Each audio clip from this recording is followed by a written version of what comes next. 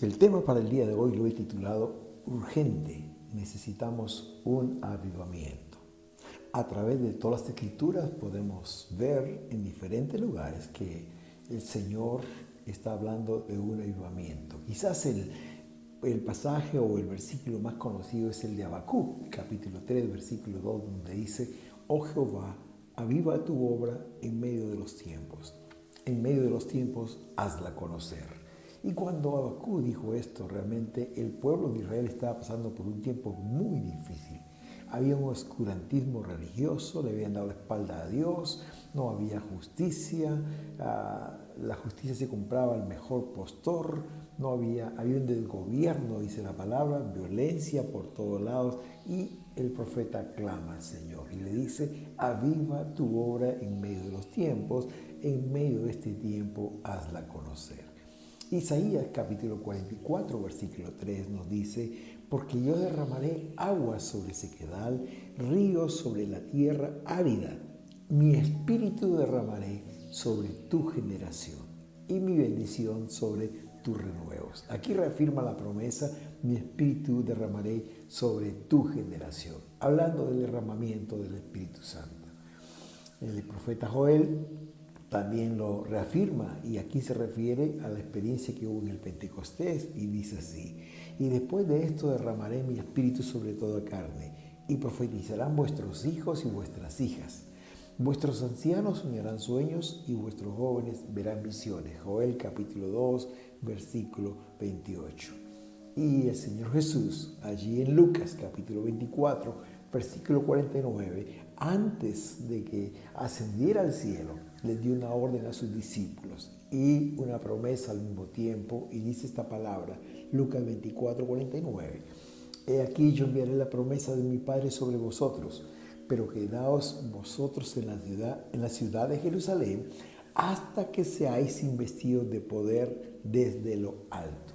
Como dije antes, en varias ocasiones, a través de la palabra, el Señor habla de un derramamiento del Espíritu Santo sobre la iglesia, dando un despertamiento espiritual de una manera hermosa. A esto es lo que le llamamos avivamiento. El primer avivamiento en la era cristiana se produjo ahí en Jerusalén el año 50 después de Cristo, en el día del Pentecostés, que lo relata Hechos capítulo 2.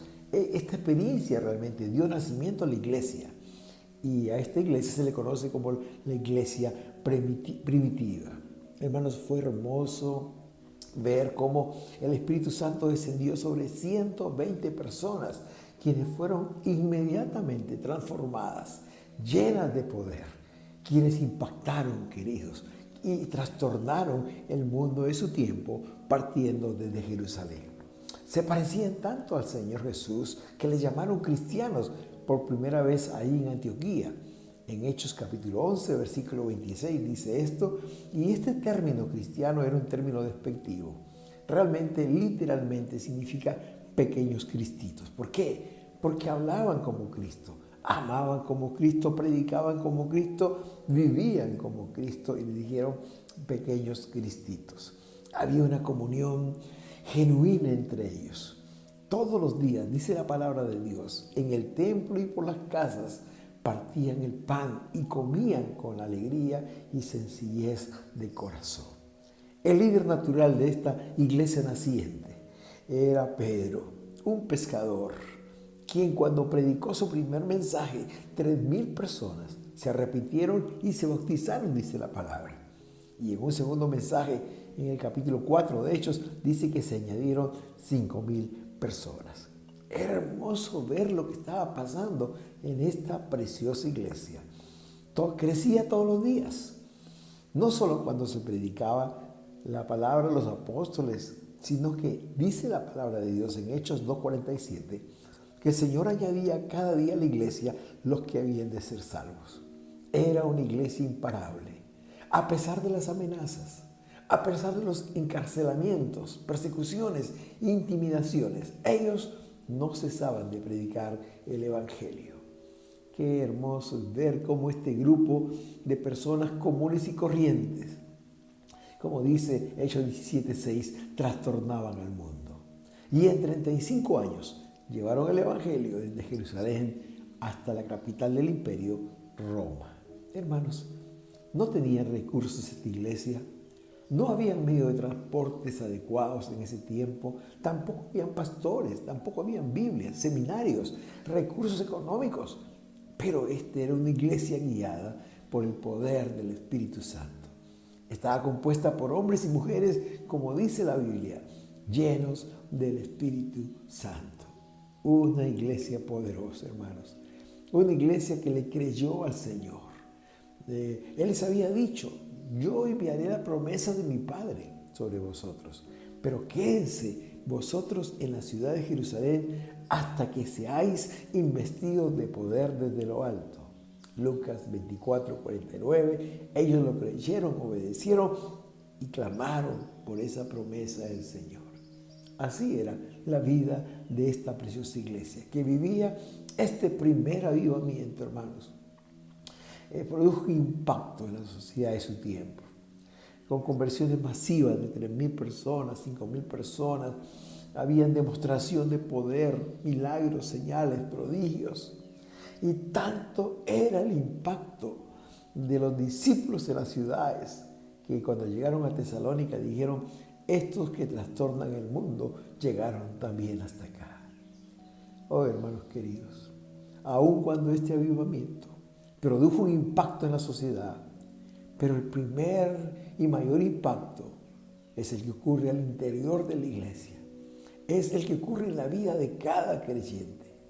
Y en este día vamos a ver 4 impactos que produce un verdadero avivamiento en la vida de la iglesia y también de los creyentes. En primer lugar, queridos, cuando el avivamiento llega a la iglesia, la primera cosa que hace el Espíritu Santo es purificar la vida de los creyentes.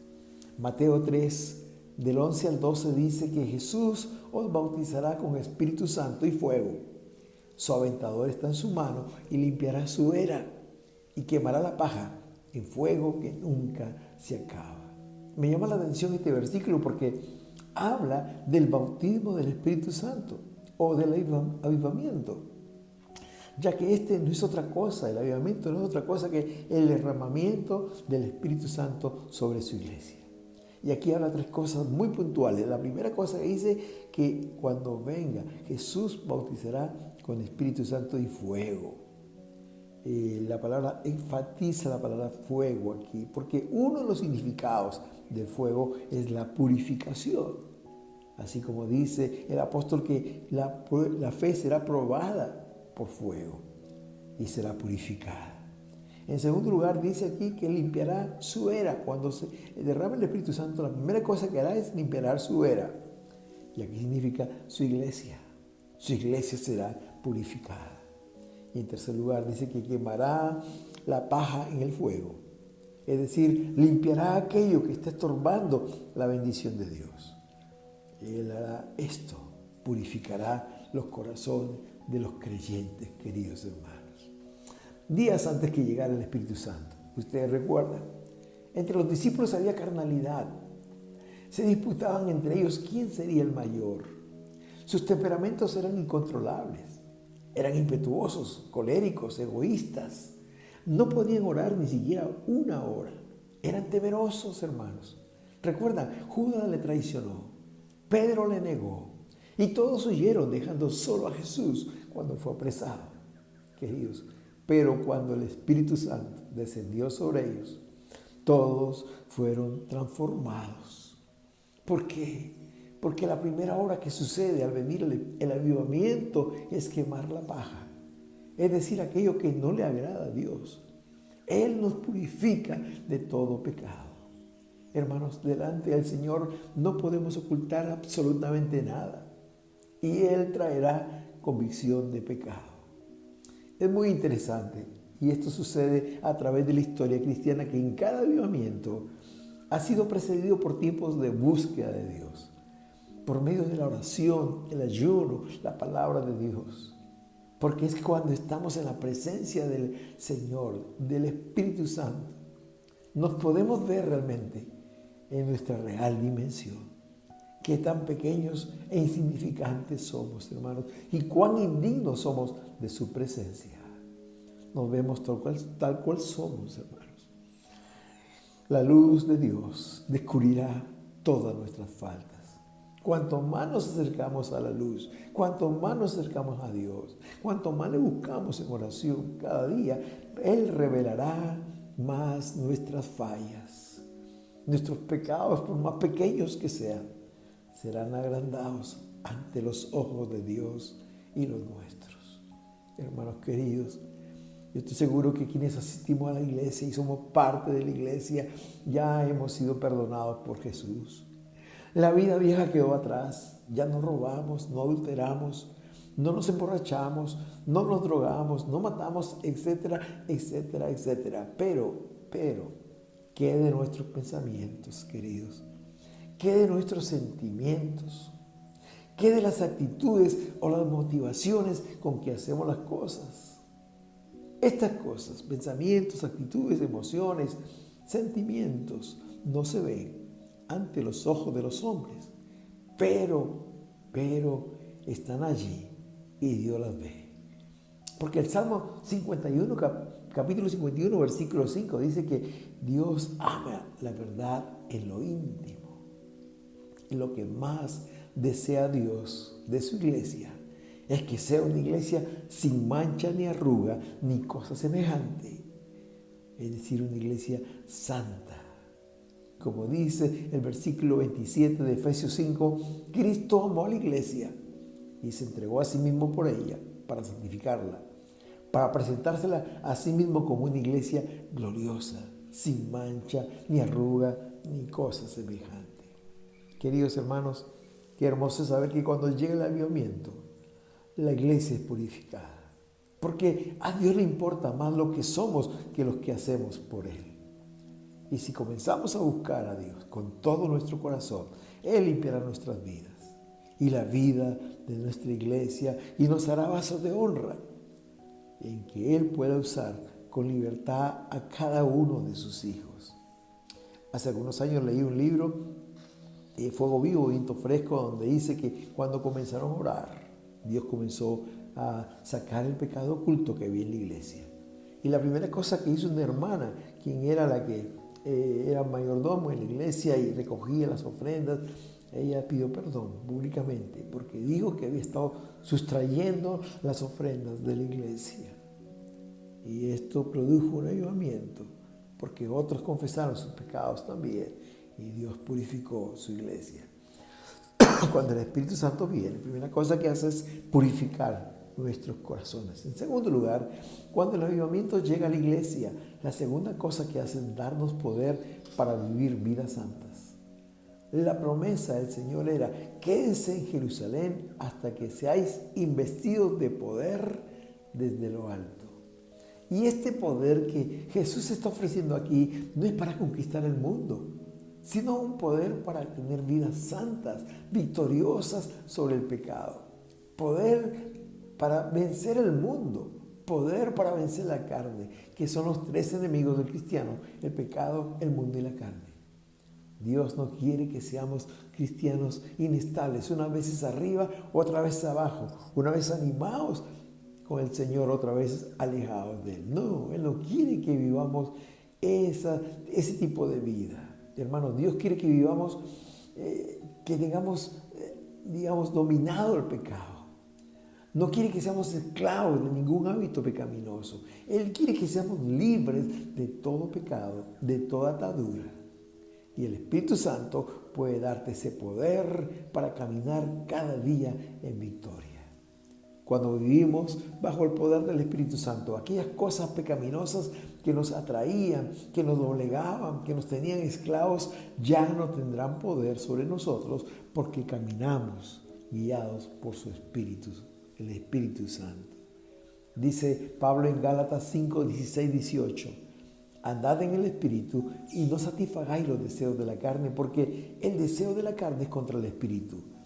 Y estos se oponen entre sí para que no hagáis lo que quisieres. Pero si sois guiados por el Espíritu, no estáis bajo la ley. Y más adelante dice en Gálatas 5, 24, 25, los que son de Cristo Han crucificado la carne con sus pasiones y deseos. Si vivimos por el Espíritu, andemos por el Espíritu, también por el Espíritu. Queridos, qué lindo. Cuando andamos en el Espíritu, no hay deseos de satisfacer los deseos de la carne. Las pasiones y deseos no tienen poder sobre nosotros. Andamos en la libertad del Espíritu. Es cuando vivimos en esta presencia de Dios y el poder del Espíritu Santo, el diablo huye de nosotros. No tiene poder, como dice Santiago 4:7. Resistid al diablo y él huirá de vosotros, queridos hermanos.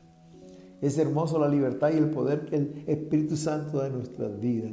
Y Isaías lo dice muy bien en el capítulo 10, versículo 24. Que acontecerá que en aquel tiempo, o sea, cuando llegue este avivamiento, que su carga será quitada de tu hombro y su yugo de tu cerviz. Y el yugo se pudrirá a causa de la unción. Cualquier, hermanos, carga, cualquier yugo que nos apriete, que nos lleve cautivo al pecado, dice, se pudrirá a causa de la presencia de Dios, de la unción del Señor. Hermanos queridos, porque nuestra vida, nuestra fortaleza espiritual, se deriva de una comunión diaria con el Señor, que nos da esta unción de su Espíritu Santo y nos da libertad y poder para vencer todo pecado. Me encanta esta frase que dice que el diablo no está tan preocupado cuando estamos trabajando para Dios, pero tiembla cuando estamos de rodillas. Porque es cuando estamos de rodillas buscando el rostro de Dios que su poder reposa sobre nosotros, hermanos. Ese mismo poder que recibieron los discípulos en el día del Pentecostés no fue en primer lugar para conquistar al mundo, no, sino para conquistarse a ellos mismos. Esa fue la razón, porque ellos cambiaron radicalmente, hermanos queridos. Jacobo, a quien llamaban hijo del trueno por su carácter explosivo, llegó a ser el líder de la iglesia primitiva. Y aún él murió asesinado por Herodes, atravesado por una espada. Pedro, quien había negado a Jesús por miedo a los judíos, él ahora podía pararse delante de los gobernadores y de los líderes. Y en su primera predicación les dijo en su cara: ustedes crucificaron al autor de la vida. Hermanos, aquellos discípulos que no pudieron orar una hora en el Getsemaní, ahora eran hombres de oración. Hermanos, es por eso que a los discípulos les dijeron en Antioquía, en Hechos 11:26, cristianos por primera vez, porque se parecían a Jesús. Amaban como Jesús, predicaban, oraban, buscaban el rostro de su Padre como Jesús. Queridos, el avivamiento que Dios trae sobre su iglesia, en primer lugar nos purifica nuestros corazones, pero en segundo lugar nos da poder para vivir vidas santas, vidas victoriosas sobre el pecado, vidas radicalmente transformadas a la imagen del Señor. Por eso decía André Murray, un escritor de hace 200 años atrás, él decía: un hombre santo es un arma poderosa en las manos de Dios. Un hombre santo que vence el pecado, el mundo, la carne. En primer lugar, el avivamiento nos purifica nuestros corazones y la vida de la iglesia. En segundo lugar, nos da poder para vivir vidas victoriosas. En tercer lugar, el avivamiento, cuando viene sobre la iglesia, nos da poder para ser testigos de Jesucristo. Hechos 1:8 dice, ¿no? Recibiréis poder cuando haya venido sobre vosotros el Espíritu Santo y me seréis testigos en Jerusalén, en Judea, en Samaria y hasta lo último de la tierra. Hermanos, necesitamos poder para ser testigos. Queridos, aquí no dijo que recibiremos poder para predicar, sino poder para que nuestras vidas testifiquen de un cambio que Jesús ha hecho en nuestros corazones. Yo estoy convencido, queridos, que cuando seamos llenos del Espíritu Santo, no tendremos que hacer mucho esfuerzo para que las personas lleguen al conocimiento de Dios, sino que se cumplirá allí lo que dice Hechos 2:47, que el Señor añadirá cada día a la iglesia los que han de ser salvos, hermanos. Cuando el avivamiento llega sobre su iglesia, la evangelización dejará de ser un evento para convertirse en un estilo de vida. Cada creyente se convertirá en un testigo de Jesucristo. Oh, hermanos, me impresiona cómo los líderes de la iglesia naciente, esa iglesia primitiva, tenían una gran visión sobre el crecimiento de la iglesia. Aprovechaban cada oportunidad para dar testimonio de Jesús. Cuando vino el Espíritu Santo, cuando descendió en el día de Pentecostés, hermanos, dice que se agolpó una gran multitud donde ellos estaban reunidos y Pedro aprovechó esta oportunidad preciosa y les predicó y 3,000 personas aceptaron a Jesús. Cuando sanaron a un cojo en la puerta del templo, ahí en Hechos capítulo 4, llamó mucho la atención la sanidad del cojo y vino mucha gente. Y Pedro aprovechó esta oportunidad y predicó y 5,000 personas fueron añadidas.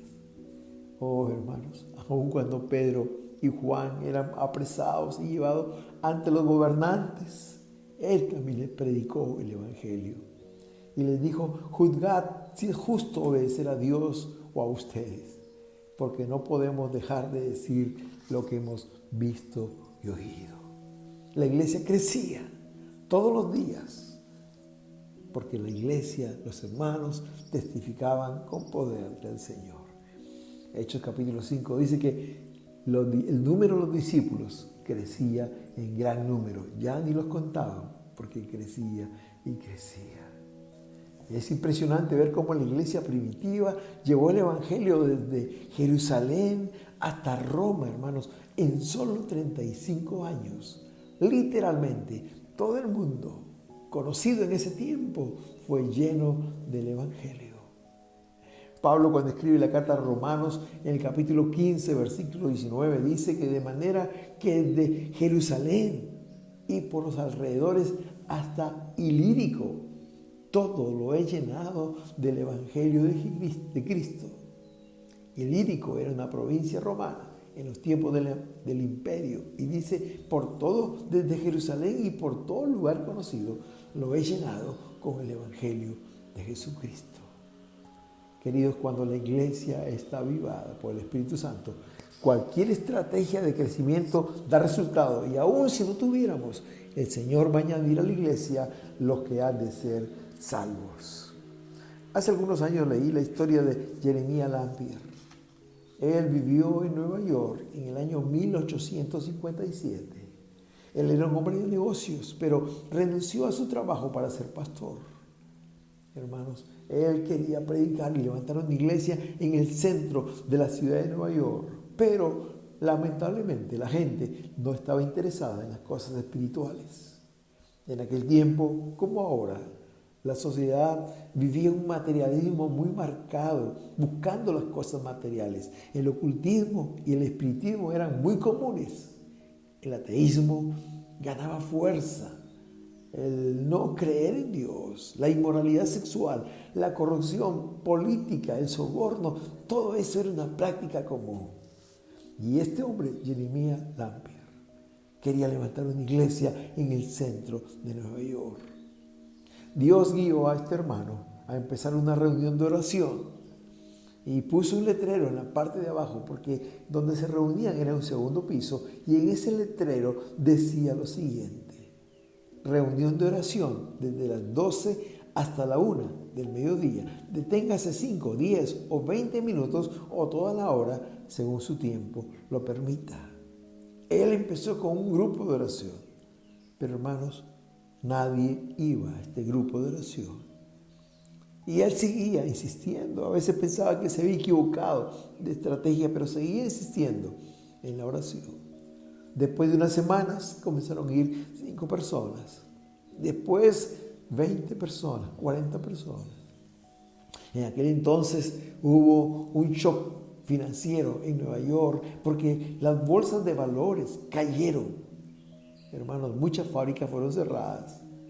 Muchos trabajos o banqueros cerraron sus puertas y mucha gente fue despedida. Aún los ricos se suicidaban porque su dinero perdió el valor. y la gente comenzó a buscar a Dios. Estas reuniones de oración llegaron a tener 3,000 personas en un solo lugar, pero también por todo el país comenzaron a buscar al Señor. Miles y miles de personas entregaron su vida a Cristo. El 60% de la ciudad casi entregó su vida a Cristo allí en Nueva York. Y un historiador que cuenta esta historia dice que había un ambiente de la presencia e influencia de Dios sobre gran parte de los Estados Unidos. Esa convicción de Dios, esa convicción del Espíritu Santo dice que traía conversiones de las personas. A veces sin nada o muy poca ayuda humana la gente se convertía. Ellos cuentan como un barco carguero que venía de Europa. Al acercarse a Nueva York, dice que la presencia del Espíritu Santo cayó sobre los tripulantes. Y casi todos, cuando llegaron a tierra, entregaron sus vidas a Cristo.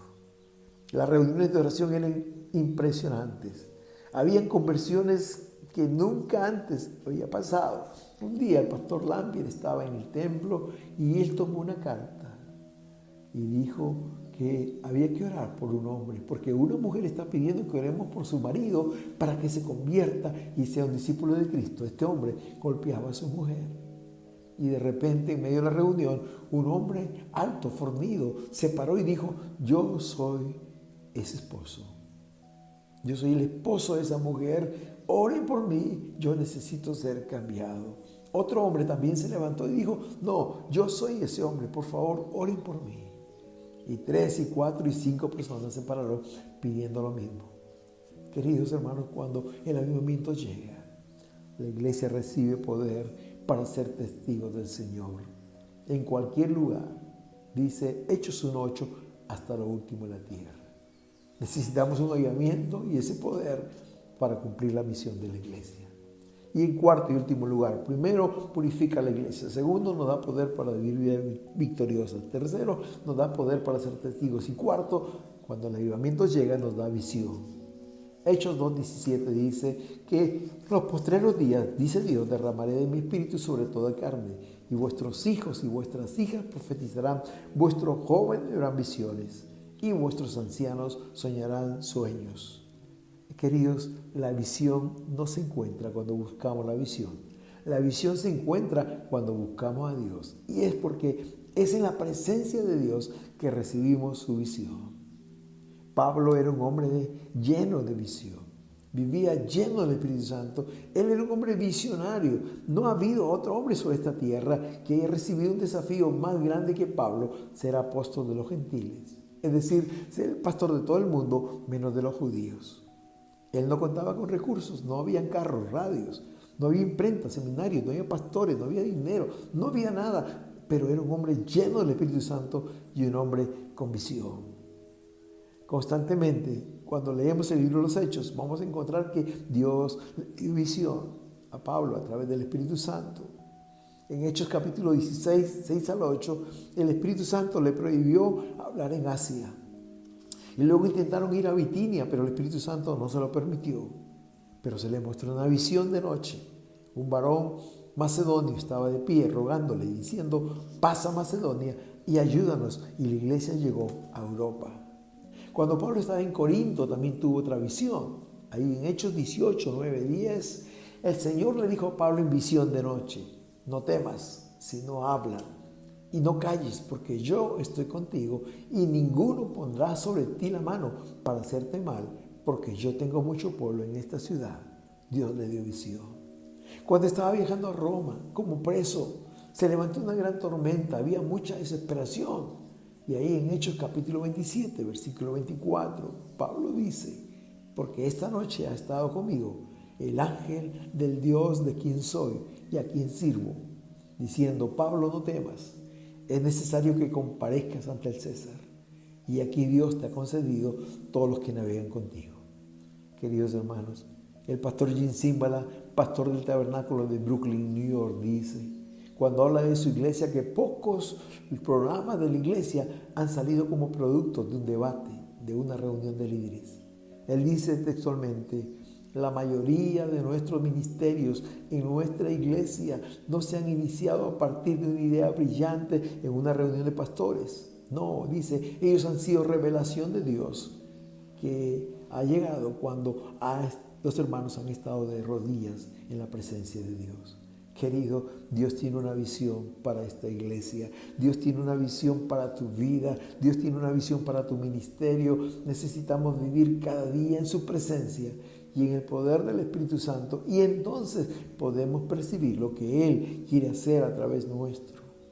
Lo hermoso de todo es que no lo haremos nosotros, sino Él lo hará a través nuestro. Queridos, Dios no improvisa. Cuando Él llama a alguien, ya tiene una visión. Cuando Él llamó a Abraham, pensaba en padre de multitudes. Cuando Él llamó a José, pensaba en un gobernador en Egipto. Cuando Dios llamó a Moisés, pensaba en un libertador. Cuando Dios llamó a David, siendo aún pequeño, pensaba en un rey. Cuando Dios llamó a Pablo, pensó en el gran predicador de los gentiles. Dios te llamó a ti, Dios me llamó a mí. Seguro que Él tiene una visión para nosotros y quiere que vivamos en su presencia, en la presencia del Espíritu Santo.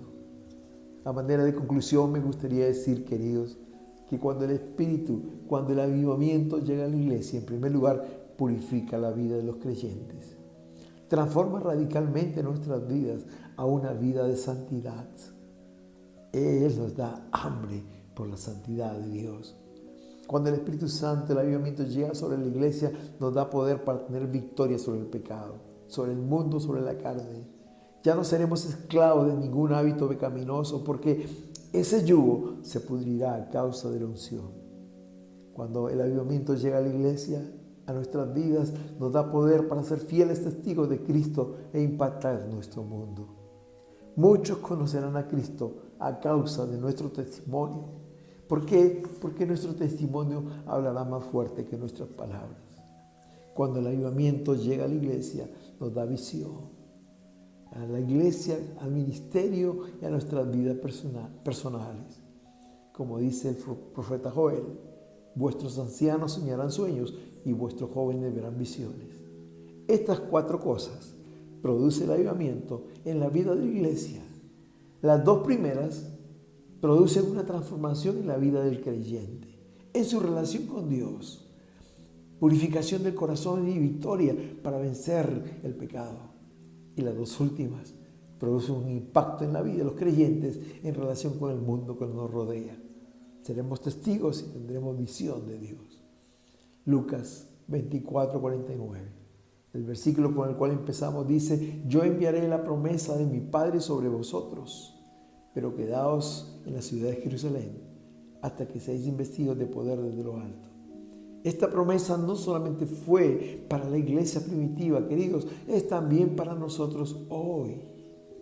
Así como los discípulos creyeron al Señor, que lo que les había dicho era verdad, así como los discípulos obedecieron y se fueron a Jerusalén y comenzaron a clamar, así también nosotros debemos creer, obedecer y hacer lo que Dios nos manda. Ellos tenían la expectativa de que algo iba a ocurrir, hermanos, y perseveraron hasta que el Espíritu Santo fue derramado sobre ellos y se produjo este primer avivamiento. Nosotros también, queridos hermanos, debemos hacer lo mismo, no desmayar. Queridos hermanos y hermanas, busquemos este avivamiento. Clamemos para que Dios derrame un avivamiento en nuestra iglesia, pero clamemos con fe, creyendo que el Señor es poderoso para hacer más abundantemente lo que pedimos. Pidámosle con una expectativa. Recuerda, querido, si Dios lo prometió, Él lo hará. Él quiere derramar su espíritu sobre nosotros. La promesa es: yo derramaré de mi espíritu sobre tu generación. Busquemos este avivamiento, clamemos al Señor, no paremos. Y en el momento de Dios vendrá la bendición. Y así como la iglesia primitiva fue transformada y causó un impacto en su comunidad, en su sociedad, nosotros también lo haremos ahora. Oremos. Gracias, Padre, por tu palabra. Gracias porque sabemos que en tu corazón está el dar un avivamiento a tu iglesia. Ayúdanos a pagar el costo. Ayúdanos a pagar el precio, a buscar tu presencia sin desmayar, día y noche, a través de tu palabra, a través de la oración, a través del ayuno, buscar esta preciosa bendición que es el avivamiento sobre la iglesia. Gracias, Padre, porque estamos seguros que tú lo harás. En el nombre de Jesús. Amén y amén.